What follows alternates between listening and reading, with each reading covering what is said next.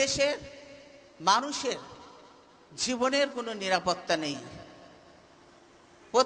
পত্রপত্রিকা খুললেই দেখা যায় প্রতিনিয়ত খুন, হত্যা, রাহাজানি, লুটপাট, সবকিছু অরাজকতা। এখন বলছে যে দেশের মানুষ, জনগণ, পুলিশ এবং র্যাব আতঙ্কে ভুগছে।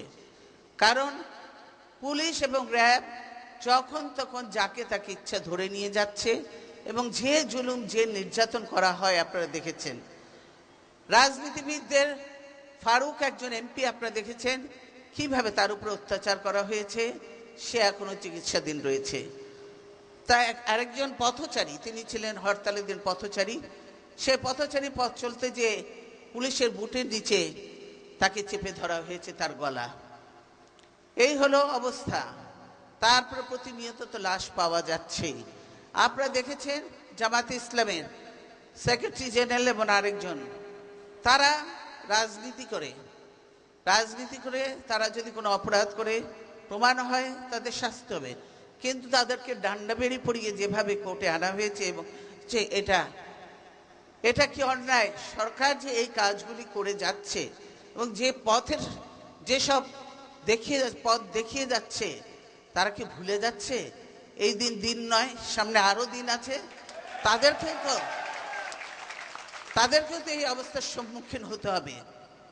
সেজন্য আমি বলতে চাই যে যারা এগুলি করছেন, এবং এই যে রিমান্ডে নিয়ে কতগুলি লোক আছে, রাস্তায় আমরা শুনি যে পুলিশরা এমনভাবে জনগণকে অত্যাচার করে, এবং পুলিশের মধ্যেও আমরা দেখেছি, সবাই আমি বলবো না, এর মধ্যেও একটি বিশেষ জেলা পুলিশরা অতি বেশি উৎসাহী হয়ে তারা সাধারণ জনগণের উপরে তারা অত্যাচার নির্যাতন চালায়।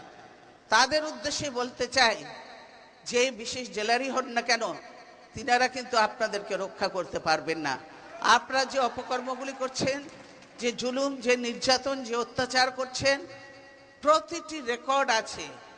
আজকের এই সাংবাদিক ভাইরা এগুলো সব কিছু পাওয়া যায়, সব রেকর্ড থেকে যায়। কাজে আপনারা কিন্তু কেউ এর থেকে রক্ষা পাবেন না।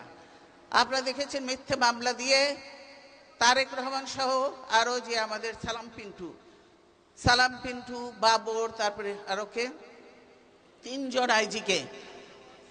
আইজি, একজন জেনারেল, একজন ব্রিগেডিয়ার, তাদের সকলকে মিথ্যে মামলা দিয়ে তাদেরকে জেলে রাখা হয়েছে। দিনের পর দিন তাদেরকে রাখা হয়েছে মিথ্যে মামলা দিয়ে।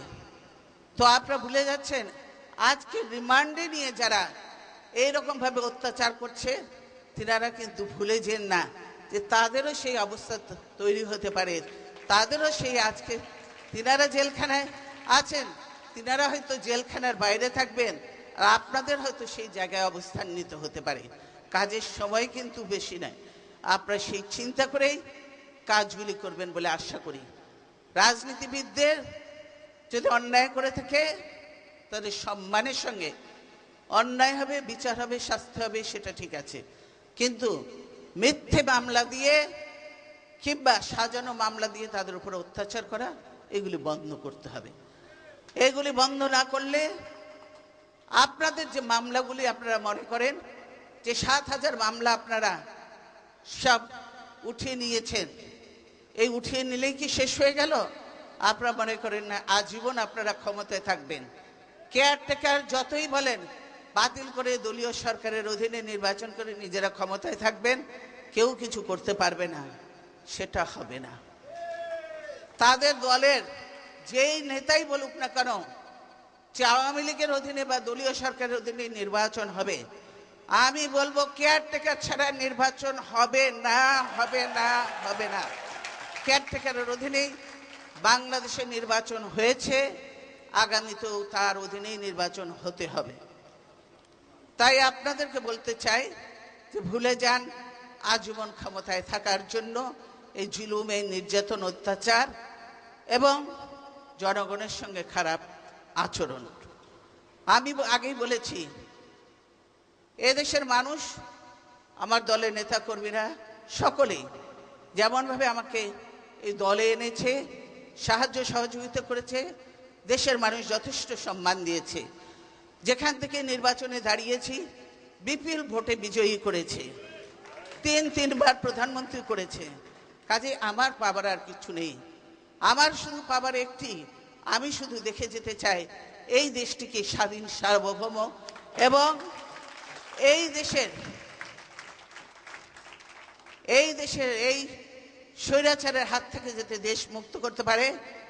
এখনো সেজন্যই আমি শুধু আমার কার্যক্রম চালিয়ে যাচ্ছি এবং আমি চাই এই স্বৈরাচারকে উৎখাত করে আগামী দিনে নতুন প্রজন্মরা যাতে শান্তি, নিরাপত্তা এবং সম্মানের সঙ্গে এই দেশে বসবাস করতে পারে, তাদের যাতে কর্মসংস্থানের ব্যবস্থা হয়, তারা যাতে এদেশকে আরো সামনের দিকে, আরো উন্নতির দিকে নেতৃত্ব নিয়ে, আমি তাদের হাতে নেতৃত্ব তুলে দিয়ে, নতুন জন্মের হাতে, প্রজন্মের হাতে নেতৃত্ব তুলে দিয়ে তারা যাতে আগামী দিনে এই দেশটাকে সম্মান